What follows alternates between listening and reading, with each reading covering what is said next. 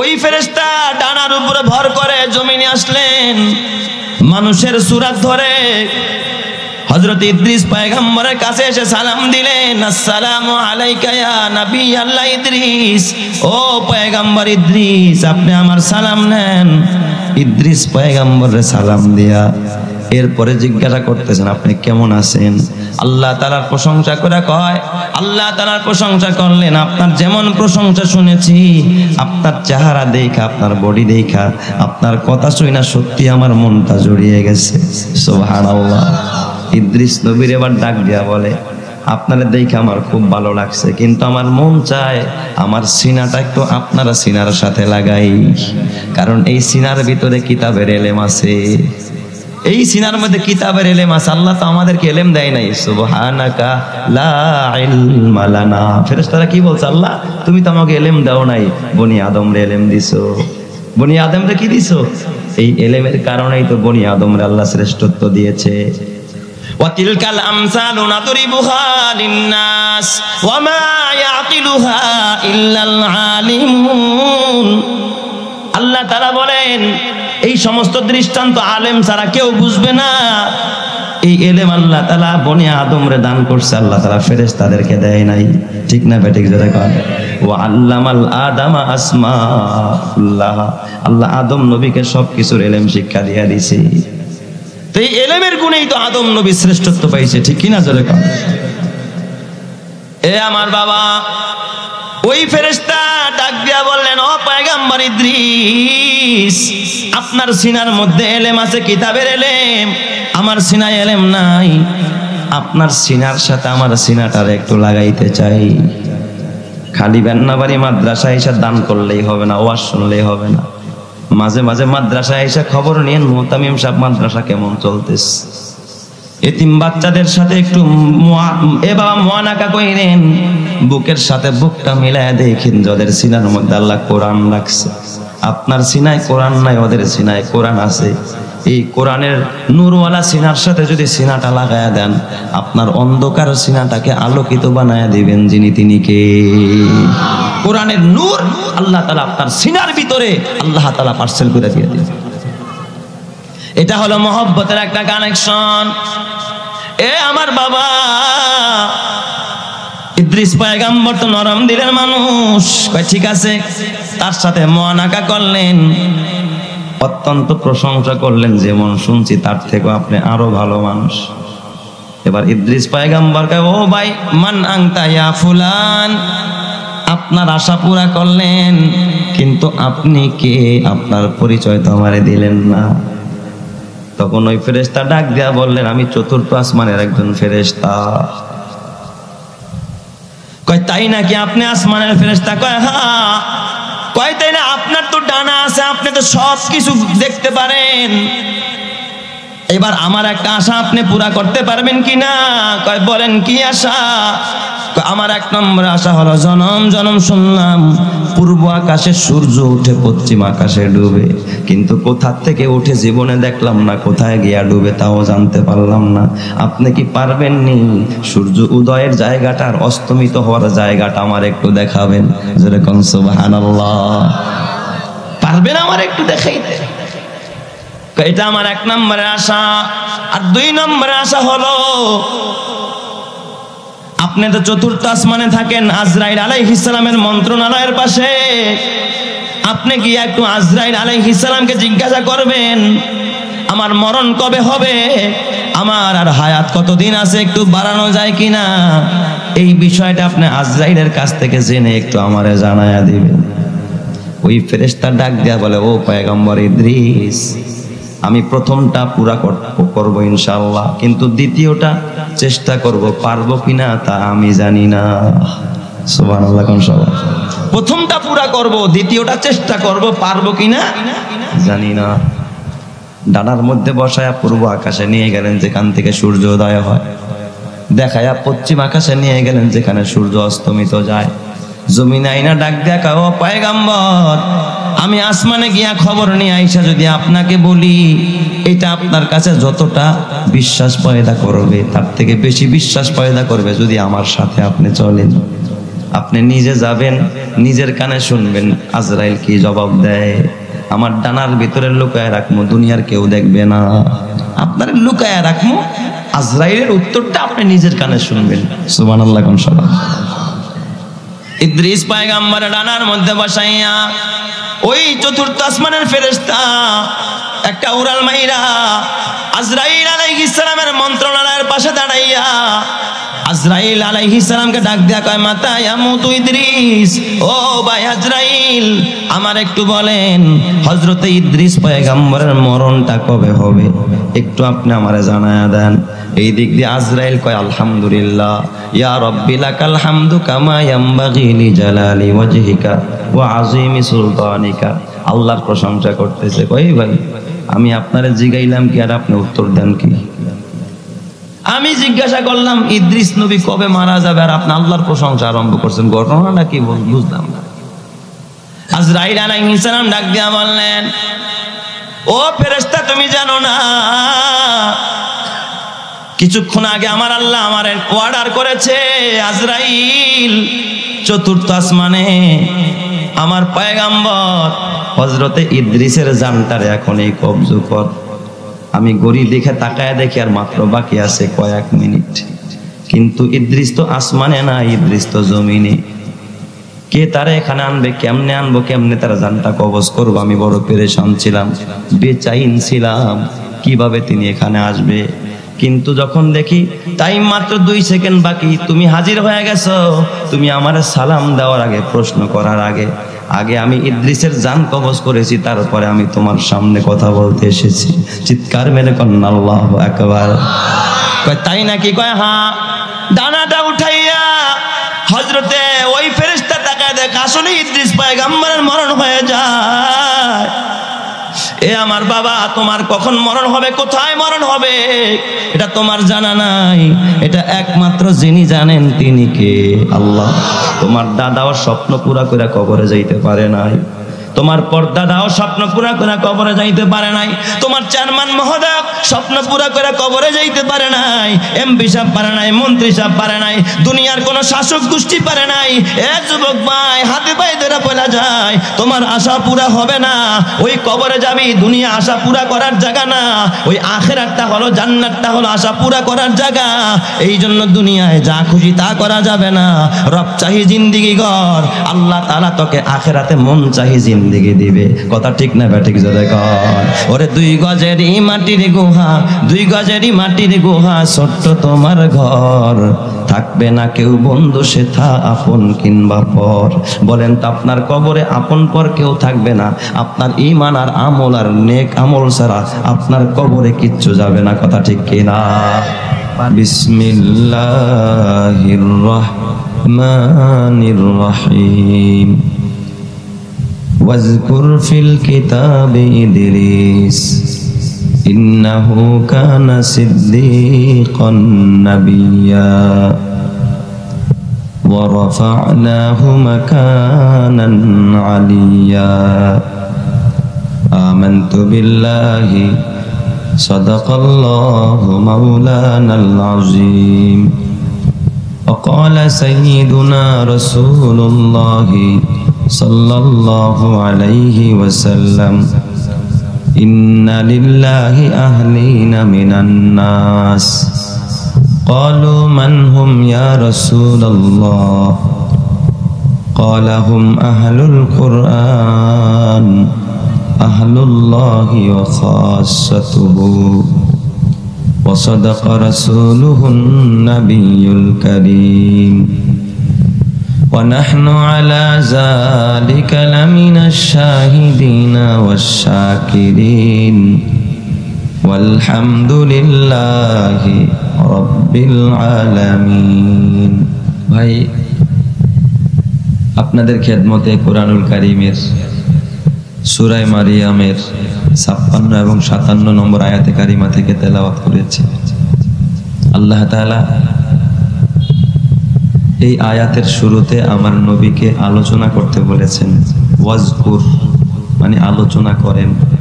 দেখেন আমাদের দুনিয়াতে আলোচনার অনেক সভা সমাবেশ, সেমিনার, সিম্পোজিয়াম, বিভিন্ন আমাদের এই সমাজের মধ্যে হয়ে থাকে, হয় কি হয় না?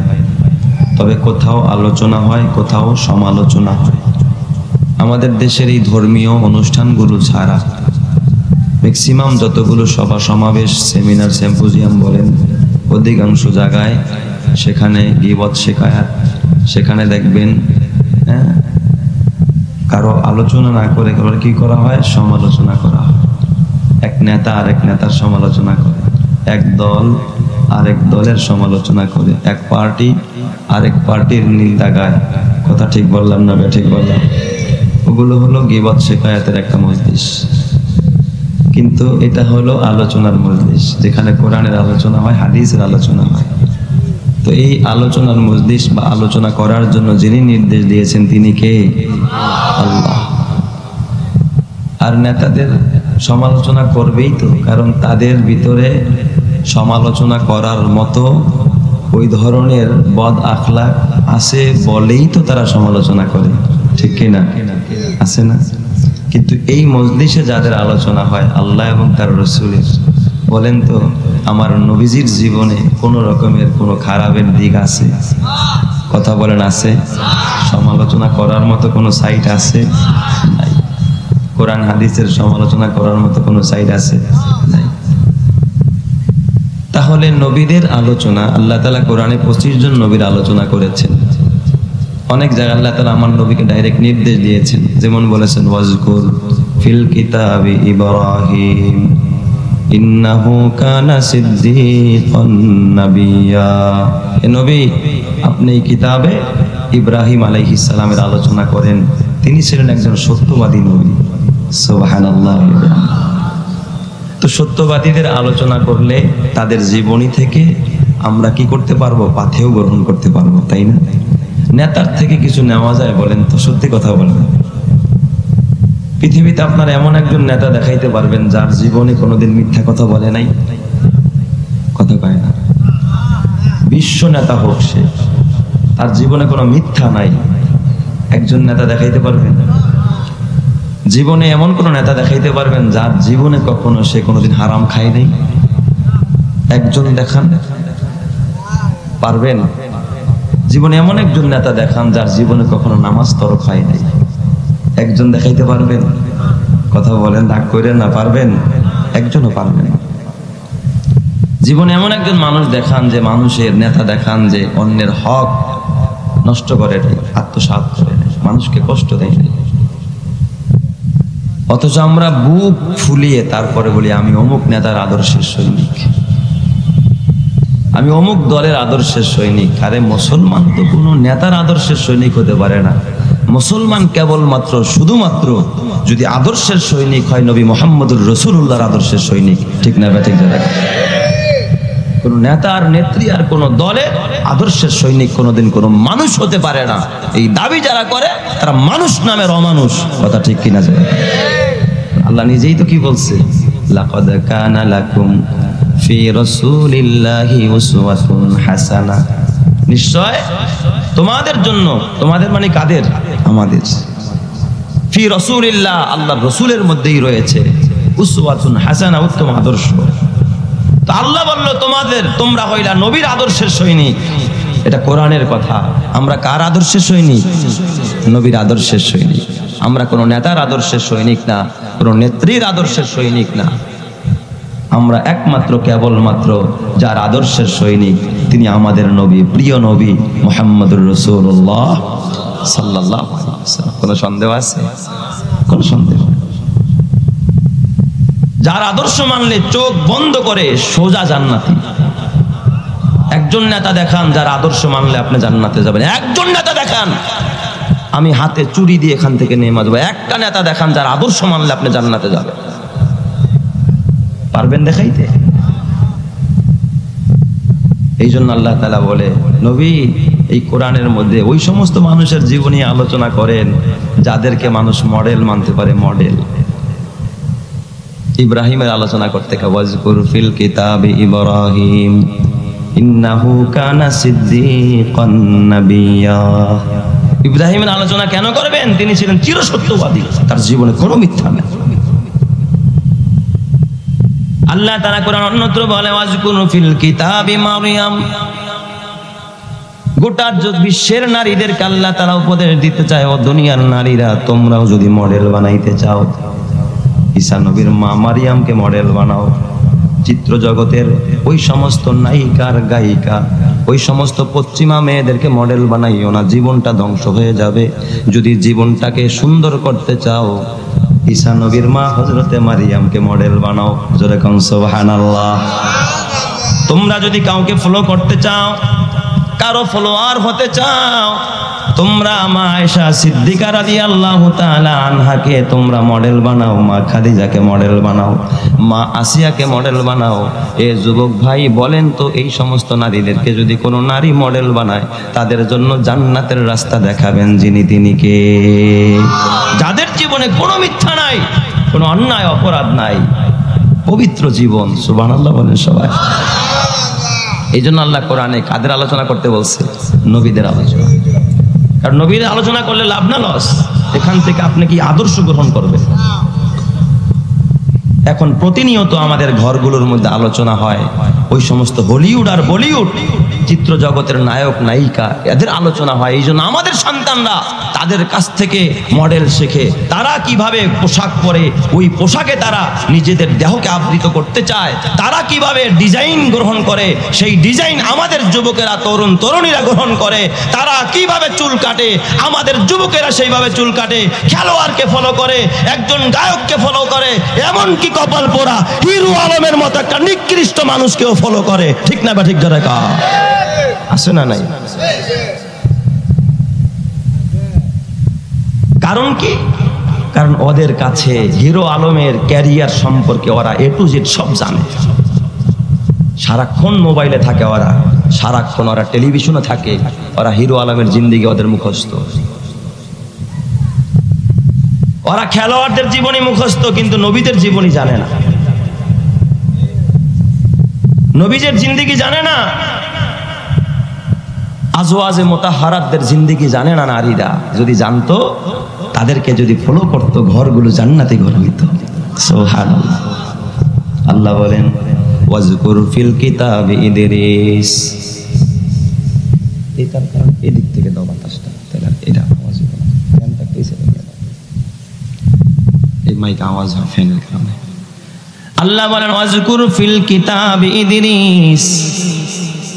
হে নবী, এই কিতাবের ভিতরে, কোরআনের ভিতরে আপনি ইদ্রিস নবীর আলোচনা করেন।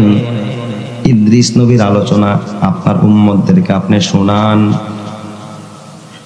আমার দিকেই দেন, এদিকে বুঝেন না রে। ইদ্রিস নবীর আলোচনা করেন এই কিতাবের ভিতরে। এখান থেকে দেন, দেন বাতাসটা মাউতে না লাগে, আমার গায়ে লাগে। ইদ্রিস নবীর আলোচনা এই কিতাবের ভিতরে করেন। কারণটা কি? ইন্নাহু কানা সিদ্দীকান নাবিয়্যা। আল্লাহ বলেন হযরত ইদ্রিস ছিলেন একজন সত্যবাদী পয়গম্বর। সুবহানাল্লাহ কোন সবাই। ইদ্রিস নবী কি পয়গম্বর? সত্যবাদী পয়গম্বর। আল্লাহ তাআলা কোরআনের অন্য আয়াতে ইদ্রিস নবীর প্রশংসা করতে গিয়ে বলেন ওয়া ইসমাঈলা ওয়া ইদরিস ওয়া যাল কিফলি কুল্লুম মিনাস সাবিরিন। আল্লাহ বলেন হযরত ইসমাঈলের আলোচনা করেন, ইদ্রিসের আলোচনা করেন এবং যুলকিফিল পয়গম্বরের আলোচনা করেন। কুল্লুম মিনাস সাবিরিন। এরা সকলেই ছিল ধৈর্যশীল। এরা সবাই ছিল কি? ধৈর্যশীল। এই মিয়া কোন নেতার আলোচনা করবেন না তাদের ধৈর্য আসেনি? চুন থেকে পান থেকে চুন কষ্টে দেরি হয়, অস্ত্র উৎসা করে গুলি করতে দেরি হয় না। কথা কয়।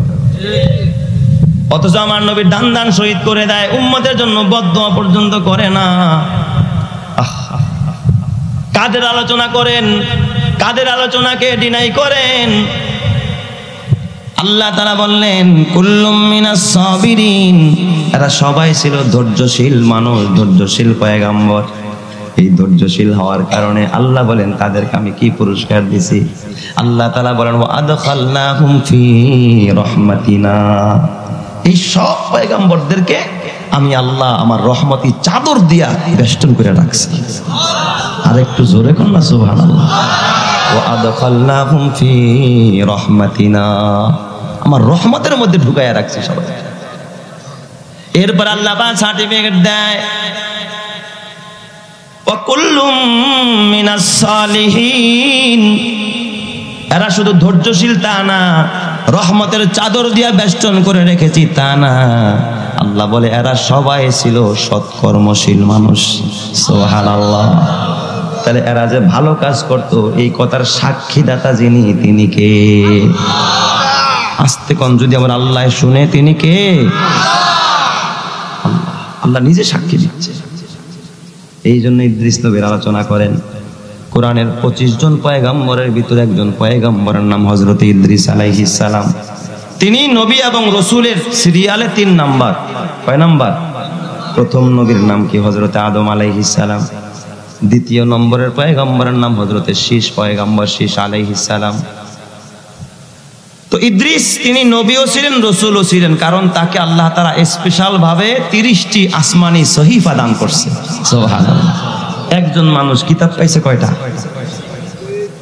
পছন্দ করলে দেয় না, না পছন্দ করলে? পছন্দের মানুষের জন্য কিতাবও কি করছে আল্লাহ? একজনরে 30টা দিয়ে দিছে, অথচ এমনও হাজারো পয়গম্বর আছে একটা কিতাবও দেয় নাই। একজনরে কয়টা দিয়ে দিছে? 30টা কিতাব। আদম সফিউল্লাহকে আল্লাহ দান করছে 10 কিতাব, তার ছেলে হযরত শীষ পয়গম্বরে দিছে 50 কিতাব। সুবহানাল্লাহ। কোন সবাই? হযরত ইদ্রিস পয়গম্বরের 30 কিতাব, তার মানে আদম নবী 10, হযরত শীষ পয়গম্বর 50, 10 আর 50 কত? আর ইদ্রিস নবী 30, 60 আর 30 কত? 90। ইব্রাহিম খলিলুল্লাহর দিছে আল্লাহ 10টা সহিফা, 90 আর 10 কত? 100। হযরতে মুসা কালিমুল্লাহরে দিছে তাওরাত, হযরতে দাউদ নবীউল্লাহরে দিছে জাবুর, ঈসা রূহুল্লাহরে দিছে ইনজিল, মুহাম্মদুর রাসূলুল্লাহকে দিছে কোরআন। তো মোট কিতাব হলো কয়খানা? 104 খানা। এই 104 খানা কিতাবের একটা হিসাব, ডাটা আপনাদের সামনে পেশ করলাম। তো সিরিয়ালে, রসুলদের সিরিয়ালে 3 নম্বরের রসুল হযরতে ইদ্রিস আলাইহিস সালাম। দারাসা ইয়াদরুসু ইদ্রিস, তাদরিস, দারাসা ইদাররিসু তাদরিসান, সেখান থেকে ইদ্রিস। তার মানে এই যে আসমানি কিতাব যে 30টা পাইছে, এই 30টা কিতাবকে বান্ডিং কইরা, বাদাই কইরা, তারপরে সুকেসের মধ্যে নিয়ে সাজায়া থিয়া দিছে। হ্যাঁ, আমার সাথে হজ করছে এক হাজী সাহেব। হ্যাঁ, আরাফাতি ভাই আমার দাওয়াত দিছে, মানে খুব মহব্বতের সাথে গেছি বাসায়। হুজুর ওই যে কোরআন শরীফ পাইছিলাম মোটামুটি যে সুন্দর করে সাজায় রাখা দিছে। আমি কই যেমন প্যাকেট এমনই খুলেন নাই? হুজুর না, এটা তো একটা স্মৃতি রাখা দিছে আর কি।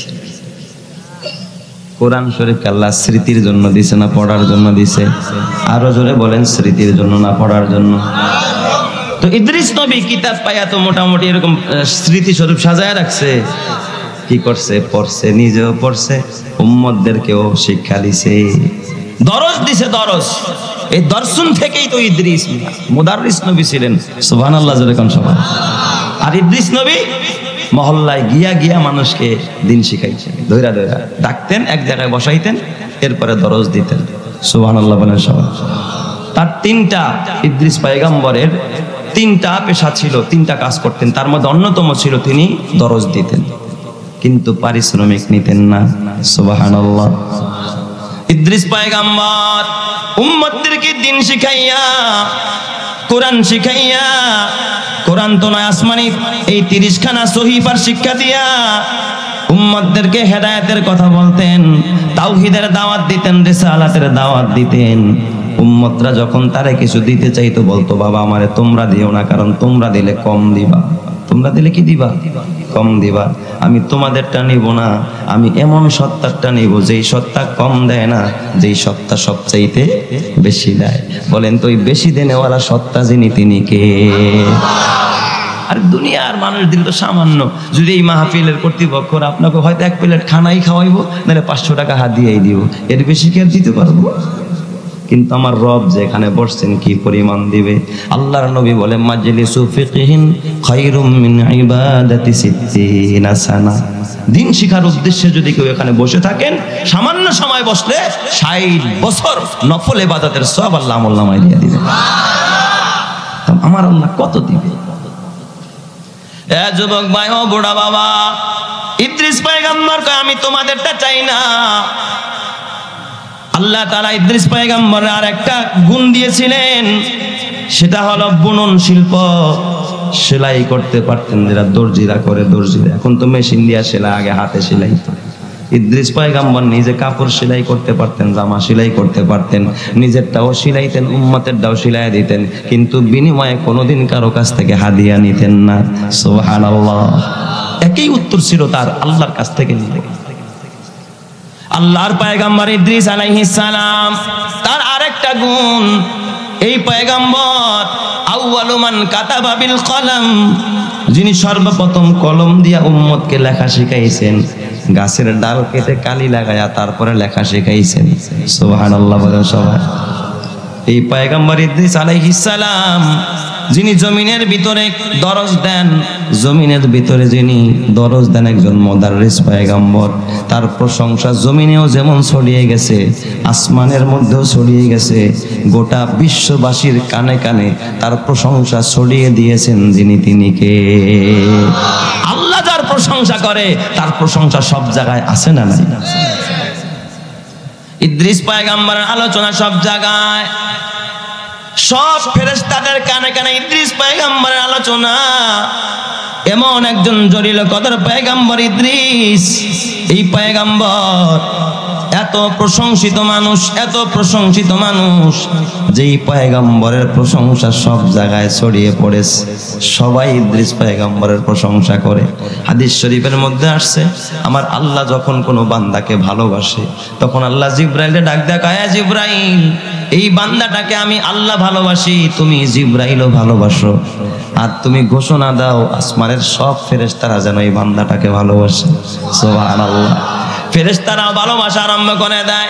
সব ফেরেশতারা জমিনবাসীকে ডাক দেয়, ও জমিনবাসী, এই বান্দাটাকে আল্লাহ ভালোবাসে, হযরতে জিবরাইল ভালোবাসে, আমরা ফেরেশতারাও ভালোবাসি, তোমরাও তাকে ভালোবাসো। তখন গোটা জমিনবাসী ওই মানুষটাকে ভালোবাসা আরম্ভ করে দেয়। সুবহানাল্লাহ। তাহলে বলেন তো, একজন কোরআনওয়ালা আলেমের ভিতরে এই যে মানুষের ভালোবাসা পয়দা করে দেন যিনি, তিনি কে? এটা তো কোরআনের বরকত, এটা হাদিসের বরকত, এটা হলো ওহির বরকত। কথা ঠিক কিনা বলেন? এ আমার বাবা, ও আমার এলাকার যুবক ভাইয়েরা, ইদ্রিস পয়গম্বরের সব জায়গায় প্রশংসা। এবার ইদ্রিস পয়গম্বরের সাথে সবাই এবার দোস্তি করতে চায়, দোস্তি করতে চায়। জিবরাইল আমিনও তার সাথে দোস্তি করতে চায়। সুবহানাল্লাহ বলেন সবাই। জিবরাইল আমিন মাঝে মাঝে হযরত ইদ্রিস পয়গম্বরের কাছে আসেন। ইদ্রিস পয়গম্বর এত ইবাদত করে, এত ইবাদত করে, আল্লাহ তাআলা একদিন জিবরাইল ডাক দেয়, কয় জিবরাইল জলদি যা, আমার বন্ধু হযরত ইদ্রিসরে জানায়া দে আমি আল্লাহ আমার ইদ্রিস পয়গম্বরের প্রতি রাজি আছি, খুশি আছি। আমার ইদ্রিস এখন থেকে যত আমল করবে, যত আমল করবে, তার বিনিময়ে আমি তারে একটা নেকি দিব না। সে যদি একটা আমল করে তাকে ডাবল সওয়াব দিব। সুবহানাল্লাহ। যা করবে তার ডাবল সওয়াব আমি আল্লাহ তাআলা তাকে বোনাস হিসাবে, অফার হিসাবে দিয়ে দিই। নামাজ যদি এক ওয়াক্ত পড়ে 2 ওয়াক্তের সওয়াব দিবে। রোজা যদি একটা রাখে কয়টার সওয়াব দিবে? 2টার সওয়াব। 1 টাকা দান করলে 2 টাকা দান করা সওয়াব। কে দিবেন? আল্লাহ। অফার পাইলে মানুষ কাজ কম করে না বেশি করে? হ্যাঁ, ঈদের সময় দেখবেন, ঈদের আগে আগে ওয়ার্কাররা এমনি তো কাজ করেই করে, আবার ওভার টাইম করে, করে না? কিছু মুসল্লিরা আছে দেখবেন নামাজ বাদ দিয়েও করে। আমার মিরপুরের এক ভদ্রলোক, হাজী সাহেব মানুষ, আমার আইসা একদিন মাসালা জিজ্ঞাসা করতেছে, এই রোজার পরে, গত ঈদের পরে, যে হুজুর একটা মাসালা। কি মাসালা? কয় হুজুর, ওই রমজানের শেষ দশকে আমার 7-8 দিন তারাবির নামাজ ছুটে গেছে। তা আমি তো এই যে শাওয়ালের রোজাগুলো রাখি, যদি এই রোজার সাথে তারাবিগুলো পড়ে দিই তাহলে কি হবে? আমি হাজী সাহেব কোন কি রমজান আবার আপনার মতো মানুষের তারাবি ছুটে কেমনে? কয় হুজুর 3টা দোকান মার্কেটে, কাপড়ের দোকান, শেষ দশকে যে বেচা কিনা হয় হুজুর, এইটা যদি আপনি দেখতেন আপনিও নামাজ ছেড়ে দিতেন। চিন্তা করছেন? পরে আমি বললাম কেমন বেচা কিনা হয়? হুজুর আমার এমনও দোকান আছে এক রাতে 90 লক্ষ টাকা বেচা কিনা হয়। এক রাতে, ঈদের 1-2 দিন আগে এক দোকানে কয় লক্ষ? এই লোক কি আর সামলানো যায়? হুজুর সারা বছরের লাভ আমরা একবারেই করি আর কি। এই জন্য কি তারাবি আর কিসের নামাজ আর কিসের কি। সব করছে। এখন কয় হুজুর তাইলে যদি ওই কাজা সমস্যাও হয় লাগলে ওই 7টার জায়গায় 14 দিন পড়ে দিলাম, সমস্যা কি? নাউজুবিল্লাহ। কোন সবাই এই রকমের কাজ আল্লাহ জানে তুই কয় নম্বরের বাটপার, তুই কয় নম্বরের ফাঁকিবাজ। কথা ঠিক না ব্যাটিক যারা কয়? সে আর কয় লাখ কামাই করছে, এর থেকেও যিনি বেশি দিবেন তিনি কে? আরো জোরে বলেন না, তিনি কে? ইদ্রিস পয়গম্বর আল্লাহ তাআলা অফার দিয়ে দিলেন। তিনি এবার চিন্তায় পড়ে গেল, আল্লাহ এই সুযোগটা তো পাইলাম, কিন্তু না জানি হায়াতটা কখন শেষ হয়ে যায় তাও তো আমার জানা নাই। কারণ এই অফার পায় যদি সময়টা বেশি পাইতাম তাইলে আরো বেশি খুশি হইতাম। দেখবেন ব্যবসায়ীরা ঈদের চাঁদটা যদি একদিন পরে উঠে তাতে বেজার হয় না, খুশি হয়। আল্লাহ একেবারে মাশাআল্লাহ এবার রমজান 30টা পুরো হয়েছে রে। আসলে তো রোজার কারণে খুশি না, বেচা কিনা একদিন বেশি করতে পারবে এই জন্য খুশি। ঠিক না ভাই? ঠিক। ইদ্রিস পয়গম্বর অফার পাইছে, এখন এবার একটু লোভ লাগছে, তবে এই লোভটা দুনিয়ার জন্য না, নেকি কামাই করার জন্য। এই রকমের লোভ করা সওয়াবের কাজ। সুবহানাল্লাহ বলেন সবাই। লোভ লাগছে, আল্লাহ হায়াত বাড়াইলে আরো বেশি বেশি নেকি করতে পারতাম। জিব্রাইলে ডাক দেয়া কয়, ভাই জিব্রাইল, ও ভাই জিব্রাইল, আমার সাথে তো বন্ধুত্ব করতে চাও, তবে একটা কথা ভাই জিব্রাইল, তুমি বলো আমার মরণ কবে হবে? তুমি এই বিষয়টা একটু আমারে জানাও, আমার একটু হায়াতটা বাড়ায়া দেওয়া যায় কিনা, কোনোভাবে সুপারিশ কইরা। জিব্রাইল আলাইহিস সালাম ডাক দেয়া কয়, ও ভাই ইদ্রিস, এই মন্ত্রণাটা আল্লাহ তাআলা হযরতে আজরাইল আলাইহিস সালামকে দিয়েছে। আর আজরাইল ফেরেশতা তো 4র্থ আসমান, এই দায়িত্ব আমার না, এই দায়িত্ব হলো হযরতে আজরাইল আলাইহিস সালামের। জোরে কোন সুবহানাল্লাহ। আল্লাহ তাআলা এক এক ফেরেশতারে এক একটা জিম্মাদারি দিয়েছে। এবার হযরতে ইদ্রিস পয়গম্বর মরণটা তার কখন হবে? হায়াতটা যদি আর একটু বেশি পাই, আর একটু বেশি গোলামি করতে পারবো, এটার জন্য আমার রবের কাছে তার বড় তামান্না। আপনারা বলেন তো, মানুষের কখন মরণ হবে, কোথায় তার রিজিক আছে, এটা একমাত্র জানেন যিনি, তিনি কে? দুচি জাদ মীরা কাশাদে জোরে জোর, দুচি জাদ মীরা কাশাদে জোরে জোর, একে আবদানা দেগার খাকে গোর। বাবা, তোমার রিজিক কোথায়, তোমার মরণ কোথায়, এটা জানেন কে? আল্লাহ ছাড়া কেউ জানে না। ওমা তাদরি নাফসুম মাযা তাকসিবু গাদা, ওমা তাদরি নাফসুম বিআইয়ি আরদিন তামুত। বান্দা, মরণ কোথায় হবে তুমি জানো না, তোমার রিজিক কোথায় এটা তুমি জানো না, এটা যিনি জানেন তিনি কে? আজরাইল নিজেও জানে না। আজরাইলকে আল্লাহ জানাইলেই শুধু জানে, আজরাইল নিজেও জানে না কোন বান্দার কখন মরণ হবে। এই এলেম কেবলমাত্র একজনের কাছে সংরক্ষিত, তিনি কে? আল্লাহ ছাড়া কেউ জানে না, কাউরে আল্লাহ এলেম দেয় না। হযরতে ইদ্রিস পয়গম্বরের এত প্রশংসা, ওই দিক দিয়া 4র্থ আসমানে আল্লাহ তাআলা বিভিন্ন জায়গায় বিভিন্ন রকমের ফেরেশতা বানাইছেন। কিছু কিছু ফেরেশতা বানাইছেন আল্লাহ তাআলা যারা সব সময় কিয়াম অবস্থায় থাকে, দাঁড়ানো থাকে, আল্লাহ তাআলার তাসবিহ পড়তে থাকে। কিছু কিছু ফেরেশতাকে আল্লাহ বানাইছে রুকু অবস্থায়, 24 ঘন্টা রুকু অবস্থায় থাকে, কখনো মাথা উঠায় না। কিছু ফেরেশতা বানাইছে আল্লাহ তাআলা সিজদারত অবস্থায়। এই ফেরেশতার কাজ হলো শুধু সিজদা দেওয়া, কারণ ফেরেশতারা তো নিজেরাই বলছে, ওয়া নাহনু নুসাব্বিহু বিহামদিকা ওয়া নুকদ্দিসু লাক। আল্লাহ, আমরাই তো তোমার তাসবিহ পড়ি, সুবহানাল্লাহ পড়ি, ওয়া বিহামদিহি পড়ি, ইয়া কুদ্দুস কইয়া তো আমরাই তোমারে ডাকি, তাইলে তুমি কেন বনি আদম বানাইবা? কারণ ফেরেশতারা বলছে, আল্লাহ তাসবিহ যা পড়ার আমরাই তো 24 ঘন্টা পড়ি, খায়া না খায়া পড়ি, আমাকে তো খাবার নাই। সুবহানাল্লাহ জোরে কোন সবাই। তার মানে ফেরেশতারা তাসবিহ পড়তে থাকে। আল্লাহ তাআলা 4র্থ আসমানে একজন ফেরেশতা বানাইছেন, যেই ফেরেশতা সদা সর্বদা সিজদার মধ্যে থাকেন। এই ফেরেশতার কানেও হযরত ইদ্রিস পয়গম্বরের প্রশংসা গেছে যে ইদ্রিস নামের একজন নবী আছে, সে নাকি মানুষকে দরজ দেয়, সে নাকি মানুষকে কিতাব শিক্ষা দেয়, তার মানে তার প্রশংসা সব জায়গায় ছড়িয়ে পড়েছে। ওই ফেরেশতা আল্লাহকে ডাক দেয়া, আল্লাহ ও আকাশের মালিক, তুমি আমারে একটু তৌফিক দাও, আমি একটু জমিনে গিয়া তোমার ওই প্রশংসিত বান্দা হযরত ইদ্রিসের সাথে মোলাকাত করব। সুবহানাল্লাহ। ইদ্রিস নবীর সাথে আমি একটু কি করব? সাক্ষাৎ করব। আল্লাহ তাআলা ডাক দিয়া বললেন, যাও। ওই ফেরেশতা ডানার উপরে ভর করে জমিনে আসলেন, মানুষের সূরত ধরে হযরত ইদ্রিস পয়গম্বরের কাছে এসে সালাম দিলেন, আসসালামু আলাইকা ইয়া নবী আল্লাহ ইদ্রিস। ও পয়গম্বর ইদ্রিস, আপনি আমার সালাম নেন। ইদ্রিস পয়গম্বরের সালাম দিয়া এরপরে জিজ্ঞাসা করতেছেন, আপনি কেমন আছেন?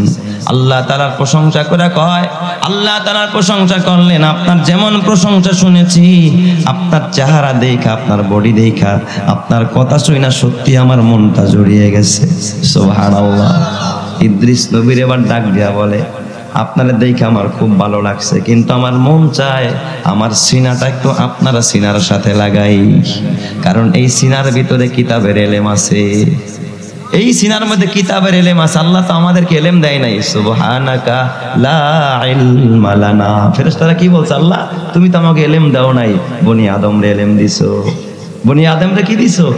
এই এলেমের কারণেই তো বনি আদমরে আল্লাহ শ্রেষ্ঠত্ব দিয়েছে। ওয়াতিলকাল আমসালু নাদরিবুহা লিন্নাস ওয়া মা ইয়াকিলুহা ইল্লাল আলিমুন। আল্লাহ তাআলা বলেন, এই সমস্ত দৃষ্টান্ত আলেম ছাড়া কেউ বুঝবে না। এই এলেম আল্লাহ তাআলা বনি আদমরে দান করছে, আল্লাহ তাআলা ফেরেশতাদেরকে দেয় নাই। ঠিক না বেঠিক? জোরে কন। ওয়া আল্লামাল আদামা আসমাউল্লাহ। আল্লাহ আদম নবীকে সবকিছুর এলেম শিক্ষা দিয়া দিয়েছে। তো এই এলেমের গুণেই তো আদম নবী শ্রেষ্ঠত্ব পাইছে। ঠিক কি না? জোরে কন। এ আমার বাবা, ওই ফেরেশতা ডাক দিয়া বললেন, ও পয়গম্বর ইদ্রিস, আপনার সিনার মধ্যে এলেম আছে, কিতাবের এলেম, আমার সিনায় এলেম নাই। আপনার সিনার সাথে আমার সিনাটার একটু লাগাইতে চাই। খালি বেন্নাবাড়ি মাদ্রাসায় এসে দান করলেই হবে না, ওয়াজ শুনলেই হবে না, মাঝে মাঝে মাদ্রাসায় এসে খবর নিয়েন মুহতামিম সাহেব মাদ্রাসা কেমন চলতেছে। এতিম বাচ্চাদের সাথে একটু মুআনাকা কইরেন, বুকের সাথে বুকটা মিলায় দেখেন যাদের সিনার মধ্যে আল্লাহ কোরআন রাখছে। আপনার সিনায় কোরআন নাই, ওদের সিনায় কোরআন আছে। এই কোরআনের নূরওয়ালা সিনার সাথে যদি সিনাটা লাগায়া দেন, আপনার অন্ধকার সিনাটাকে আলোকিত বানায়া দিবেন যিনি, তিনি কে? কোরআনের নূর আল্লাহ তাআলা আপনার সিনার ভিতরে আল্লাহ তাআলা পার্সেল করে দিয়ে দিবেন। এটা হলো মহব্বতের একটা কানেকশন। এ আমার বাবা, ইদ্রিস পয়গম্বর তো নরম দিলের মানুষ, কয় ঠিক আছে। তার সাথে মুআনাকা করলেন, অত্যন্ত প্রশংসা করলেন, যেমন শুনছি তার থেকে আপনি আরো ভালো মানুষ। এবার ইদ্রিস পয়গম্বর কয়, ও ভাই, মান আনতা ইয়া ফুলান। আপনার আশা পুরা করলেন, কিন্তু আপনি কে? আপনার পরিচয় তো আমারে দিলেন না। তখন ওই ফেরেশতা ডাক দিয়া বললেন, আমি চতুর্থ আসমানের একজন ফেরেশতা। কয় তাই নাকি? আপনি আসমানের ফেরেশতা? কয় হ্যাঁ। কয় তাই না? আপনার তো ডানা আছে, আপনি তো সব কিছু দেখতে পারেন। এবার আমার একটা আশা আপনি পুরা করতে পারবেন কিনা? কয় বলেন, কি আশা? আমার এক নম্বর আশা হলো, জনম জনম শুনলাম পূর্ব আকাশে সূর্য উঠে পশ্চিম আকাশে ডুবে, কিন্তু কোথা থেকে উঠে জীবনে দেখলাম না, কোথায় গিয়া ডুবে তাও জানতে পারলাম না। আপনি কি পারবেননি সূর্য উদয়ের জায়গাটা আর অস্তমিত হওয়ার জায়গাটা আমার একটু দেখাবেন? যেরকম সুবহানাল্লাহ। পারবেন আমার একটু দেখাইতে? এটা আমার এক নম্বরের আশা। আর দুই নম্বরের আশা হলো, আপনি তো চতুর্থ আসমানে থাকেন, আজরাইল আলাইহিস সালামের মন্ত্রণালয়ের পাশে। আপনি কি একটু আজরাইল আলাইহিস সালামকে জিজ্ঞাসা করবেন আমার মরণ কবে হবে, আমার আর হায়াত কতদিন আছে, একটু বাড়ানো যায় কিনা? এই বিষয়টা আপনি আজরাইলের কাছ থেকে জেনে একটু আমারে জানায়া দিবেন। ওই ফেরেশতা ডাক দেয়া বলে, ও পয়গম্বর ইদ্রিস, আমি প্রথমটা পুরা করব ইনশাআল্লাহ, কিন্তু দ্বিতীয়টা চেষ্টা করব, পারবো কিনা তা আমি জানি না। সুবহানাল্লাহ। কোন সবাই? প্রথমটা পুরা করব, দ্বিতীয়টা চেষ্টা করব, পারবো কিনা জানি না।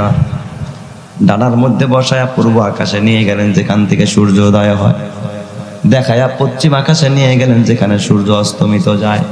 জমিনে আইনা ডাক দেখা, ও পয়গম্বর, আমি আসমানে গিয়া খবর নিয়ে আইসা যদি আপনাকে বলি, এটা আপনার কাছে যতটা বিশ্বাস পয়দা করবে তার থেকে বেশি বিশ্বাস পয়দা করবে যদি আমার সাথে আপনি চলেন। আপনি নিজে যাবেন, নিজের কানে শুনবেন আজরাইল কি জবাব দেয়। আমার ডানার ভিতরে লুকায় রাখবো, দুনিয়ার কেউ দেখবে না। আপনার লুকায় রাখবো, আজরাইলের উত্তরটা আপনি নিজের কানে শুনবেন। সুবহানাল্লাহ কোন সবাই। ইদ্রিস পয়গম্বর ডানার মধ্যে বসাইয়া ওই চতুর্থ আসমানের ফেরেশতা একটা উড়াল মাইরা আজরাইল আলাইহিস সালামের মন্ত্রণালয়ের পাশে দাঁড়াইয়া আজরাইল আলাইহিস সালামকে ডাক দেয়া কয়, মাতা ইয়ামুতু ইদ্রিস, ও ভাই আজরাইল, আমার একটু বলেন হযরতে ইদ্রিস পয়গম্বরের মরণটা কবে হবে, একটু আপনি আমারে জানায়া দেন।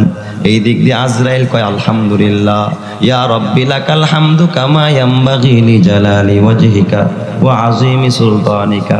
আল্লাহর প্রশংসা করতেছে। কই ভাই, আমি আপনারে জিগাইলাম কি আর আপনি উত্তর দেন কি? আমি জিজ্ঞাসা করলাম ইদ্রিস নবী কবে মারা যাবে, আর আপনি আল্লাহর প্রশংসা আরম্ভ করছেন, ঘটনাটা কি বুঝলাম না। আজরাইল আলাইহিস সালাম ডাক দিয়া বললেন, ও ফেরেশতা, তুমি জানো না কিছুক্ষণ আগে আমার আল্লাহ আমার অর্ডার করেছে, আজরাইল চতুর্থ আসমানে আমার পয়গম্বর হযরতে ইদ্রিসের জানটারে এখন এই কবজ কর। আমি গড়ি দেখে তাকায় দেখি আর মাত্র বাকি আছে কয়েক মিনিট, কিন্তু ইদ্রিস তো আসমানে না, ইদ্রিস তো জমিনে। কে তারা এখানে আনবে, কেমনে আনবো, কেমনে তারা জানটা কবজ করবো? আমি বড় পেরেশান ছিলাম, বেচাইন ছিলাম কিভাবে তিনি এখানে আসবে। কিন্তু যখন দেখি টাইম মাত্র 2 সেকেন্ড বাকি, তুমি হাজির হয়ে গেছো, তুমি আমার সালাম দেওয়ার আগে, প্রশ্ন করার আগে আগে আমি ইদ্রিসের জান কবজ করেছি, তারপরে আমি তোমার সামনে কথা বলতে এসেছি। চিৎকার মেরে কন্যা আল্লাহু আকবার। কয় তাই নাকি? কয় হ্যাঁ। ডানাটা উঠাইয়া হযরতে ওই ফেরেশতা তাকায় দেখ, আসলে ইদ্রিস পয়গম্বরের মরণ হয়ে যায়। এ আমার বাবা, তোমার কখন মরণ হবে, কোথায় মরণ হবে, এটা তোমার জানা নাই। এটা একমাত্র যিনি জানেন তিনি কে? আল্লাহ। তোমার দাদাও স্বপ্ন পুরা করে কবরে যাইতে পারে নাই, তোমার পর্দাদাও স্বপ্ন পুরা করে কবরে যাইতে পারে নাই, তোমার চেয়ারম্যান মহোদয় স্বপ্ন পুরা করে কবরে যাইতে পারে নাই, এমপি সাহেব পারে নাই, মন্ত্রী সাহেব পারে নাই, দুনিয়ার কোন শাসক গোষ্ঠী পারে নাই। এ যুবক ভাই, হাতে পায়ে ধরে বলা যায় তোমার আশা পুরা হবে না। ওই কবরে যাবি, দুনিয়া আশা পুরা করার জায়গা না, ওই আখিরাতটা হলো, জান্নাতটা হলো আশা পুরা করার জায়গা। এই জন্য দুনিয়ায় যা খুশি তা করা যাবে না। রব চাহি জিন্দিগি গর, আল্লাহ তাআলা তোকে আখিরাতে মন চাহি জিন্দিগি দিবে। কথা ঠিক না ঠিক জোরে কর। ওরে 2 গজেরই মাটির গুহা, 2 গজেরই মাটির গুহা, ছোট্ট তোমার ঘর, থাকবে না কেউ বন্ধু সেথা আপন কিংবা পর। বলেন তো আপনার কবরে আপন পর কেউ থাকবে না। আপনার ঈমান আর আমল আর নেক আমল ছাড়া আপনার কবরে কিচ্ছু যাবে না। কথা ঠিক কিনা? বাড়ি গাড়ি যাবে নাকি? ইট পাথরের ঘরে ঘুমাইয়া দিলটা এখন ইট পাথরের মতো শক্ত বানায় ফেলছো রে মুসলমান। তোর বাবা কাঁচা ঘরে ছিল, দিলটা বড় কাঁচা, চোখে পানি নিয়ে সবসময় গোলামি করতো আল্লাহ। আর ইট পাথরের ঘরে ঘুমাইয়া তোমার দিলটারে তুমি ইট পাথরের মতো শক্ত বানিয়ে ফেলছো রে মুসলমান। এই জন্য দিলটারে নরম কইরা কোরআনের মহব্বত দিলে জায়গা দিয়া রে যুবক ভাই, তোর হাতে পায়ে ধরা বলা যায় আমি একটা কারগুজারি শুনায়া বিদায় নিব রে মুসলমান। আজ থেকে কয়েক বছর আগে বাংলাদেশের একটা সীমান্ত এলাকা মেহেরপুর, এখানে এক মাহফিলে এক দরবেশ সাহেবের মাদ্রাসায় আমার মাহফিল। আমি এত দূর মাহফিলে যাব না, ঢাকার এক পরিচিত ভাই বলে হুজুর ওখানে গেলে আপনি কোনোদিন আর ওই মাদ্রাসার মাহফিলে যাওয়া বন্ধ করবেন না। আমি বললাম এমন কি আকর্ষণ ওখানে আছে? যদিও উনি একজন সাধারণ মানুষ যিনি দাওয়াত করতেছেন, কয় হুজুর ওই জায়গায় গেলে এমন একজন বুজুর্গের সন্ধান পাবেন, আপনি এই রকমের বুজুর্গ জীবনে দেখছেন কিনা আপনিও বুঝতে পারবেন না। সুবহানাল্লাহ। ওনার কথায় সত্যি আমি অভিভূত হলাম। আমি ওই প্রোগ্রামে যাওয়ার পর সত্যি কেন যেন আমার দিলের ভিতরে এক হালাত এসে গেছে। ওই ময়দানে যাওয়ার পর আমার দিলের ভিতরে বোঝা গেছে আসলে এটা আল্লাহওয়ালাদের ময়দান। সুবহানাল্লাহ জোরে গান সবাই। ছোট্ট একটা নুরানি মাদ্রাসা, বড় কোনো মাদ্রাসা, নামি দামি কোনো মাদ্রাসা না। একজনের ভিটা বাড়ির মধ্যে একজনের সব সম্পদ দিয়া সে ঘর বাড়ি ফালায় এটার একটা মাদ্রাসা বানায় নিছে। সুবহানাল্লাহ। দরবেশ শাহ হুজুর নামে তো সবাই তারে চিনে। ওই মাদ্রাসায় যাওয়ার পর সর্বপ্রথম আমি দরবেশ শাহ হুজুরের রুমে প্রবেশ করলাম। একজন বুড়া মানুষ, দেখি শুকায় গেছে, জীর্ণ শীর্ণ তার চেহারা। দরবেশ সাহেব হুজুরের সাথে মুসাফা করে তেমন কোনো সময় আমারে দিল না। সালাম, মুসাফা, কেমন আছেন? ঠিক আছে, হুজুরে নিয়ে বসান, এতটুকু বলে আমার সে বিদায় করে দিল। লম্বা সময় তার কাছে আমার রাখল। এরপরে দেখি দরজা ভিড়াইয়া দিছে। আমি একজনে জিজ্ঞাসা করলাম আজকে মাহফিল এটার মধ্যে হুজুর কি করে? হুজুর সব সময় রবের নামের জিকির করে। সুবহানাল্লাহ। সব সময় কার জিকির করে? আল্লাহর নামের জিকির করে। আমি বললাম এই দরবেশ সাহেবের আর এমন কি আমল আছে? আমার এলাকার কয়েক ভাই বলে হুজুর এই দরবেশ সাহেব রহমান, এই দরবেশ সাহেব এত বড় বুজুর্গ মানুষ, জীবনে কোনোদিন একটা দিন দিনের বেলায় কোনোদিন আহার করে না, খানা খায় না। বছরের যতগুলো দিন আছে নিষিদ্ধ দিন ছাড়া বছরের সব দিনগুলোতেই আল্লাহর বান্দা রোজা রাখে। সুবহানাল্লাহ। দুনিয়ার কোনো লোভ লালসা নাই। আমি বললাম উনি বের হয় না, মাদ্রাসা কেমনে চালায়? কয় হুজুর আপনারা বুঝবেন না, এই যে দেখেন না আমরা সবাই এলাকার পাবলিক, হুজুরে আমলে থাকে। এই মাদ্রাসার কি দরকার? চাউল দরকার, ডাউল দরকার, লবণ দরকার, তেল দরকার, পানি দরকার। হুজুর এ নিয়ে কোনো ফিকির করে না। এই এলাকায় আমরা যতগুলো বাড়ি আছি আমরা ভাগ করে দেওয়া, একদিন এই বাড়িওয়ালা আরেকদিন ওই বাড়িওয়ালা। আমরা যতজন এই মহল্লায় বসবাস করি এই মাদ্রাসার সব ইন্তেজাম আমরা নিজেরা দায়িত্ব নিয়ে নিছি। কিন্তু হুজুর এই মাদ্রাসা হওয়ার পরে, দরবেশ সাহেব এখানে আসার পর এই এলাকার ভিতরে এত বরকত, এত বরকত। আমাদের এই এলাকার ভিতরে আল্লাহর রহমতে ফসলে কোনো পোকা নাই, আমাদের ক্ষেতের মধ্যে কোনো আযাব আর গজব নাই। এই এলাকায় রোগ বিমারি কমে গেছে। আল্লাহ তাআলা শুধু বরকত আর বরকত দিয়া বইরা দিছে। জোরে কোন সুবহানাল্লাহ। যেই মানুষটা সারা বছর রোজা রাখে, বলেন তো এই মানুষটার জবান দিয়া কিছু বলতে দেরি আল্লাহ কবুল করতে দেরি করবো? আল্লাহ তাআলা কবুল করতে দেরি করবো না। আমার ভিতরে বড় কৌতূহল। সর্বশেষ আমি আখেরি বয়ান করতেছিলাম, দরবেশ সাহেবকে দুইজনে ধইরা আমার পাশাই না ছেড়ে বসাইস। যতক্ষণ কথা বলছি খালি দেখি চোখ দিয়া, কিছুক্ষণ পর পরে গামছা দিয়ে খালি চোখ মুছে আর নাক ঝাড়ে। আমি নজর করে দেখি গামছাটা আবার টেবিলে রাখি, পুরা গামছাটা ভিজে যাচ্ছে চোখের পানিতে। আল্লাহর বান্দার দিলটারে আল্লাহর জন্য তৈরি করে ফেলছে। কেউ যদি আল্লাহর জন্য হয়ে যায়, আল্লাহ তার জন্য হয়ে যায়।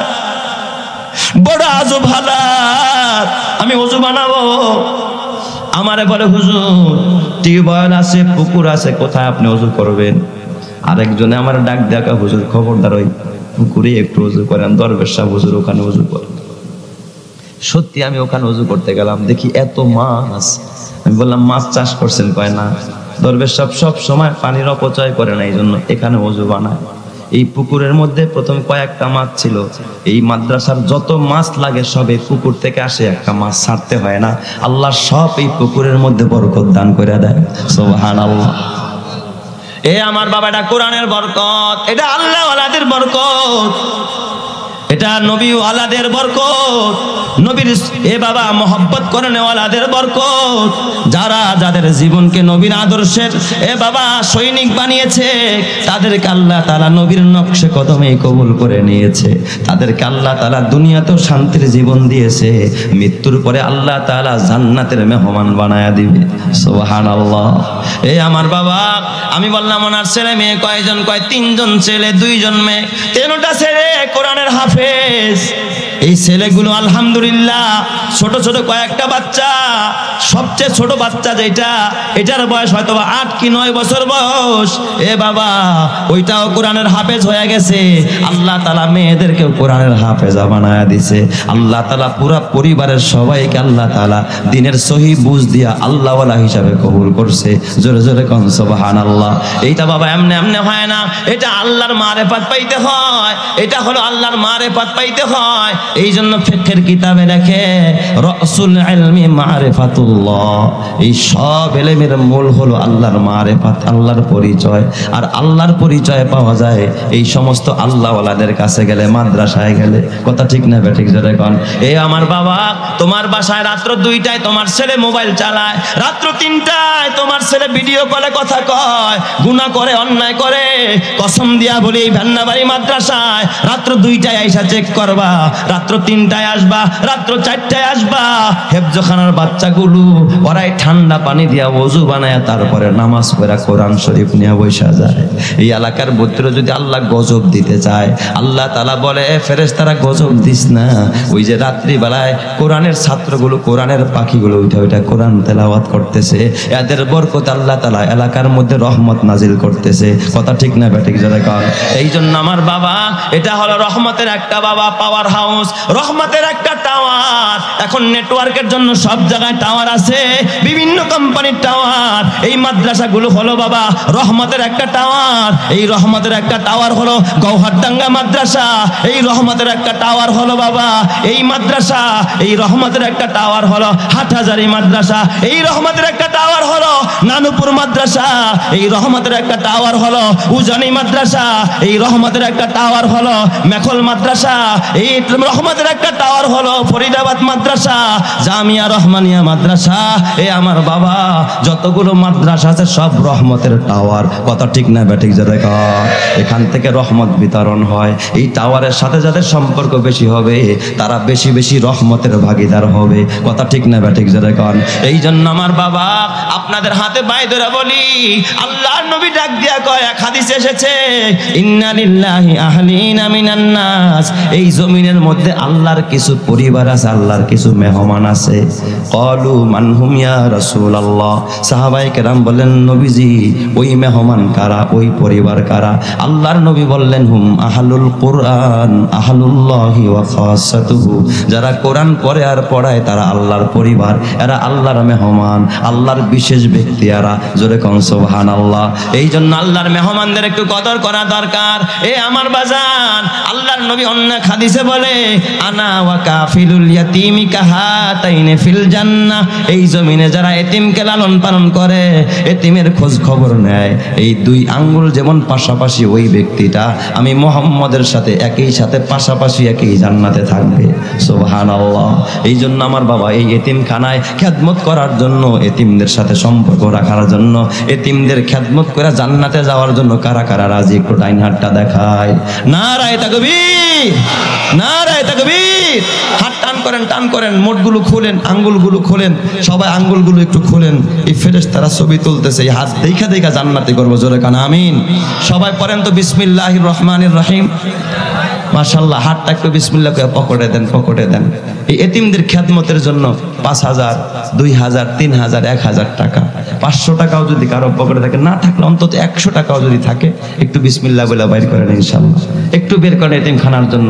একটু যারা বড়টা দিবেন আমার হাতে এসে দিয়ে যাইতে পারেন, আর ছাত্র ভাইরাও একটু রুমাল নিয়ে মাঠে নামতে পারেন ইনশাআল্লাহ। একটু তাড়াতাড়ি করেন, দেন আমার হাতেও এসে দিয়ে যান। যদি কেউ 5,000 টাকা, 10,000 টাকা, 1,000 টাকা নগদ দেন বা পরে দিয়ে দিবেন, কালকে দিবেন, একটু ওয়াদা করতে পারেন যে হুজুর ইনশাআল্লাহ এই মাদ্রাসার লিল্লাহ ফান্ডে ইনশাআল্লাহ। কি নাম ভাই? এনাম ভাই। এনাম ভাই 1,000 টাকা আল্লাহ কবুল করো, আল্লাহ বরকত দান করো, রহমত দান।